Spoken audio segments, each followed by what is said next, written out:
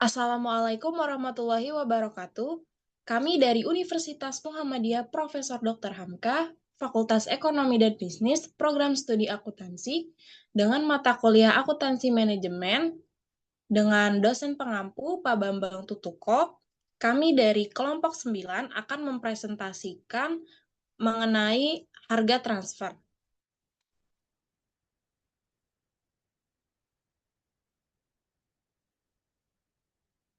Sebelumnya, perkenalkan, saya Azhara Ramadhani.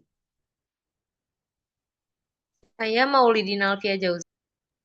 Saya Asyifan Turkalija. Saya Ayu Santia. Selanjutnya kita akan masuk ke pembahasan harga transfer. Di sini yang pertama ada definisi penetapan harga transfer. Nilai barang yang ditransfer merupakan pendapatan bagi divisi yang menjual dan biaya bagi divisi yang membeli. Nilai ini atau harga internal disebut harga transfer atau transfer price. Next.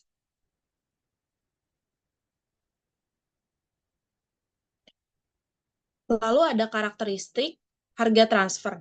Jika antar pusat laba dalam suatu perusahaan membeli dan menjual barang, ada dua macam keputusan yang harus dibuat. Yang pertama, keputusan pemilihan sumber. Keputusan pertama yang harus dibuat adalah penentuan di mana produk harus diproduksi, yaitu produksi di dalam perusahaan atau dibeli dari pemasok luar. Keputusan ini disebut dengan istilah sourcing decision. Yang kedua, keputusan penentuan harga transfer. Jika produk diproduksi dalam perusahaan, keputusan berikutnya yang harus dibuat adalah pada harga transfer beberapa produk tersebut ditransfer dari divisi penjual ke divisi pembeli. Keputusan ini dikenal dengan istilah transfer pricing decision. Next.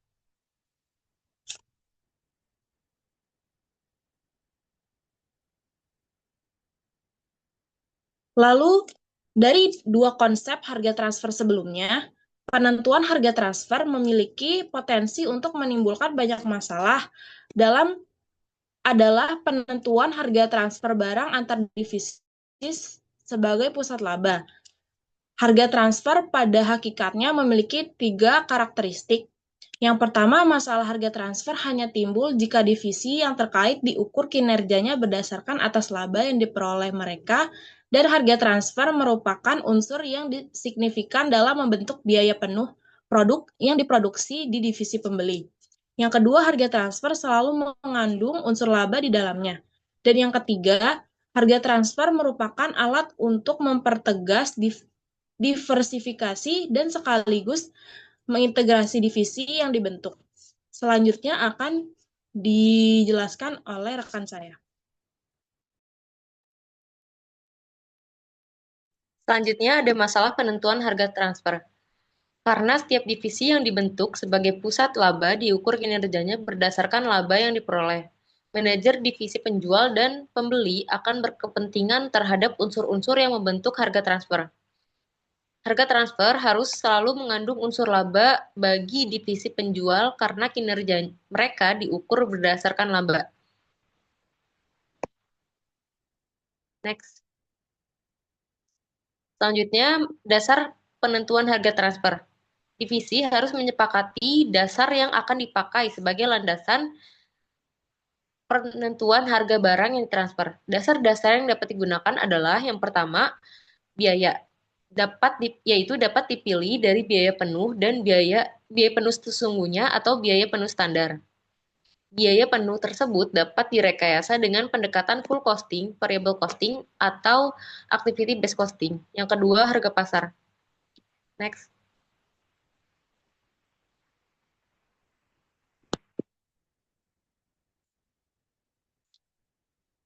Besarnya laba yang diperhitungkan dalam harga transfer.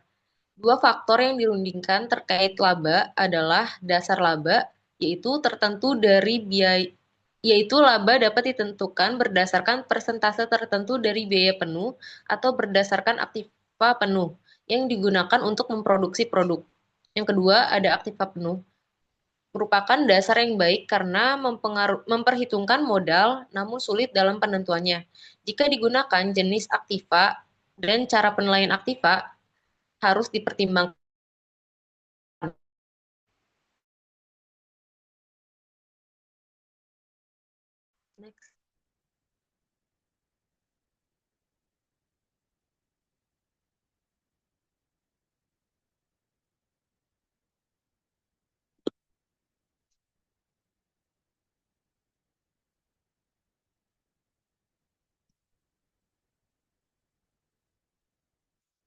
Selanjutnya, metode penentuan harga transfer. Penentuan harga transfer atas dasar biaya atau cost-based transfer pricing. Metode ini didasarkan pada biaya penuh produk yang ditransfer. Yang pertama ada biaya penuh sesungguhnya dan biaya penuh standar. Jika biaya dipakai sebagai dasar, manajemen harus memastikan metode penentuan harga. Yang pertama, metode mendorong divisi penjual untuk perbaikan efisiensi. Yang kedua, memisahkan tanggung jawab atau ketidakefisienan penjual tidak dialihkan kepada pembeli. Dan yang terakhir, menggunakan aturan yang baik karena negosiasi didasarkan pada kondisi internal. Selanjutnya akan disampaikan oleh teman saya.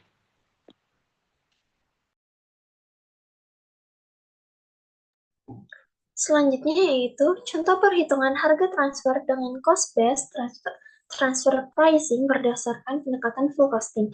Contohnya yaitu PTZ memiliki dua divisi yang berbentuk sebagai pusat laba, yaitu divisi A dan divisi B. Divisi A menghasilkan suku cadang Q yang dijual di pasar luar sebanyak 10% dan sisanya ditransfer ke divisi B.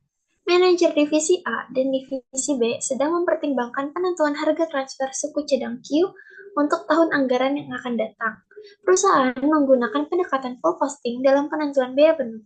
Menurut anggaran, divisi A direncanakan akan beroperasi pada kapasitas normal sebanyak 1.000 unit dengan taksiran biaya penuh untuk tahun anggaran yang akan datang sebagai berikut.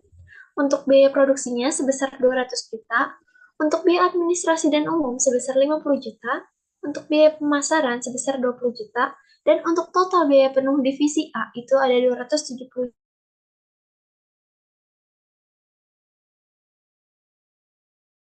miliar, dan laba yang diharapkan yang dinyatakan dalam tarif kembalian investasi atau rate of return on investment adalah sebesar 20%. Untuk cara menjawabnya itu yang pertama perhitungan markup-nya dulu, yaitu biaya administrasi dan umum sebesar 50 juta, kemudian biaya pemasaran sebesar 20 juta, dan laba yang diharapkan yaitu 200 juta. 200 juta didapatnya dari 20% dikali dengan 1 miliar yang di awal tahun anggarannya. Kemudian dijumlah dan menghasilkan 270 juta. Kemudian untuk biaya produksinya tadi kan sebesar 200 juta. Jadi 270 juta dibagi dengan 200 juta untuk biaya markup-nya sebesar 135.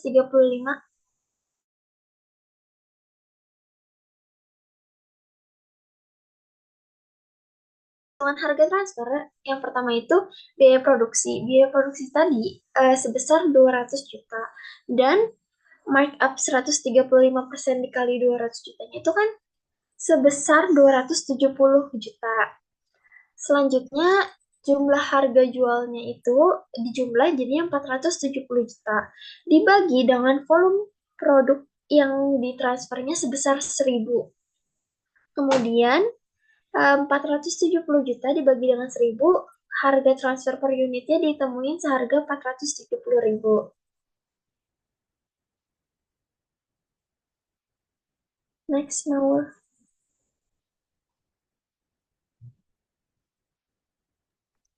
Selanjutnya, ada penentuan harga transfer atas dasar harga pasar. Harga pasar merupakan dasar yang adil dan mencerminkan biaya kesempatan atau opportunity cost bagi kedua divisi. Yang pertama ada pasar terbatas, yaitu limited market, yaitu merupakan terjadi ketika keputusan pilihan sumber terbatas baik bagi divisi penjual maupun divisi pembeli. Hal ini disebabkan antara lain karena tersedianya kapasitas di dalam perusahaan membatasi penyediaan kapasitas di luar perusahaan. Yang kedua, divisi penjual merupakan pemasok tunggal bagi komponen tersebut. Perusahaan telah investasi produksi internal. Selanjutnya ada harga saing atau competitive price. Meskipun dalam keadaan pasar luar terbatas, harga transfer yang optimal adalah harga saing. Definisinya, harga produk yang sama dengan produk yang ditransfer yang berlaku di pasar luar. Keunggulannya, harga saing mengukur kontribusi masing-masing divisi terhadap laba total perusahaan, mengukur kinerja divisi dalam menghadapi persaingan dan tidak terikat oleh kondisi internal perusahaan. Selanjutnya, yang terakhir ada cara memperoleh harga saing. Jika perusahaan terintegrasi tidak membeli dari pemasok luar, harga saing dapat diperoleh melalui 4 cara. Yaitu yang pertama, harga pasar diterbitkan oleh perusahaan lain. Yang kedua, prosedur pembelian tender bagi sebagian kebutuhan produknya dari pemasok luar. Yang ketiga, harga jual divisi penjual dari penjualan produk kepada pasar di luar perusahaan. Yang keempat, harga beli divisi pembeli dari pembelian produk dari pasar di luar perusahaan. Selanjutnya akan dibacakan oleh rekan saya.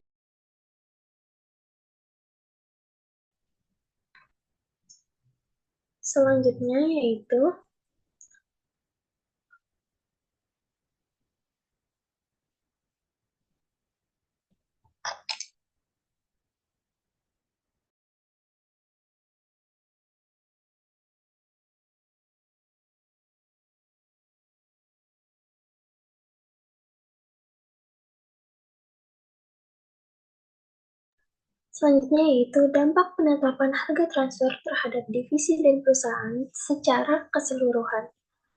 Ketika satu divisi dalam perusahaan menjual barang ke divisi lain, harga transfer yang digunakan akan memengaruhi kinerja kedua divisi dan perusahaan secara keseluruhan.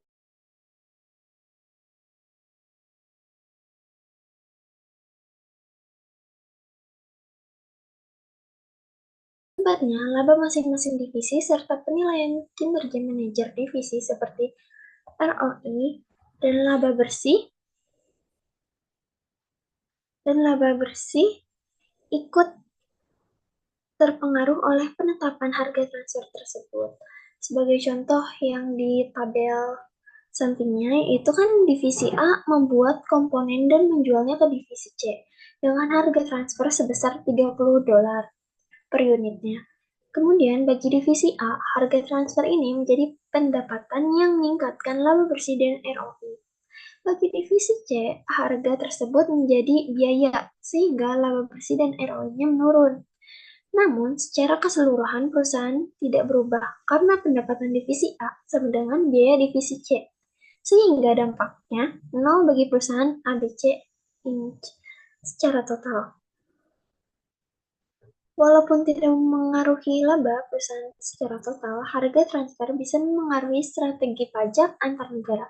Jika divisi penjual berada di negara dengan pajak rendah dan divisi pembeli di negara dengan pajak tinggi, perusahaan bisa mengatur harga transfer untuk meminimalkan pajak total yang harus dibayar.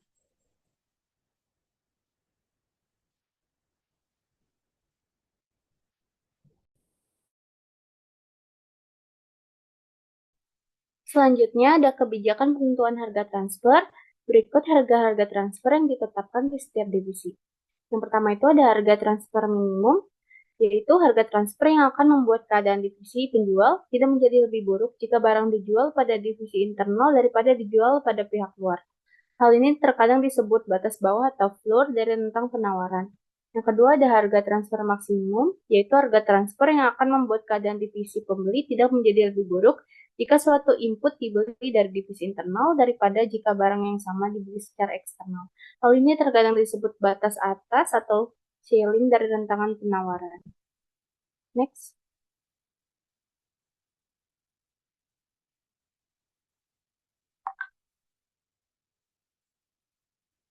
Selanjutnya ada kesimpulan.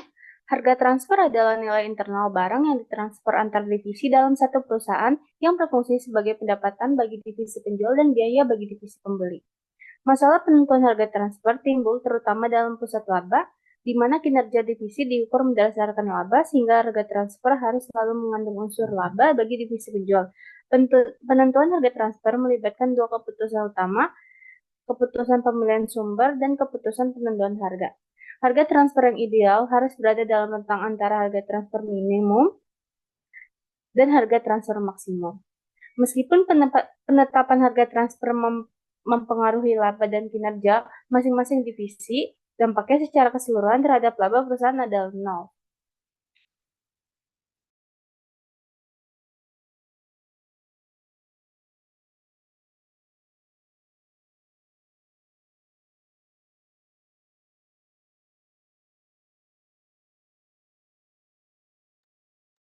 Saya kembalikan kepada Demikian, rekan saya. demikian berakhirlah presentasi kelompok 9 mengenai harga transfer.